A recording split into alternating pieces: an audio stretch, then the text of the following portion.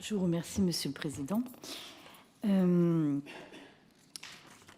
Monsieur le ministre, oui, je voulais vous poser une question. Tout à l'heure, vous avez dit, effectivement, on pouvait se poser la question de l'indemnisation, mais de mon point de vue, on ne voit pas avec quel fonds on les aurait indemnisés. Pour moi, le fait de les indemniser avec des fonds publics n'était pas cohérent.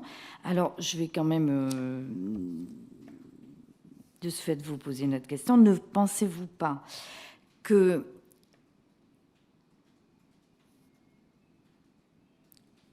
le fait d'utiliser des fonds publics soit légitime, puisque, au fond, c'est une décision publique qui a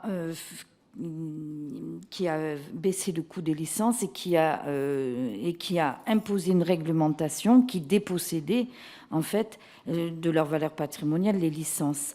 Et en plus, vous avez dit tout à l'heure que les citoyens donc attendaient étaient satisfaits de l'ubérisation. Donc finalement, ça aurait été des fonds publics, mais qui bénéficient aux consommateurs. Donc ne pensez-vous pas qu'au fond, il y avait une certaine cohérence à utiliser des fonds publics pour le faire et je voulais votre... Les deux solutions étaient possibles, mais dans la mesure où c'était une question qui concernait un secteur particulier, dans les priorités budgétaires, l'utilisation de l'argent public, je n'étais pas très enthousiaste sur cette idée, d'autant que, je vous dis, il y a un précédent. Comment on a indemnisé les avoués autrefois? Eh bien, par une taxe spéciale sur les frais de justice. C'était un fonds qui était alimenté.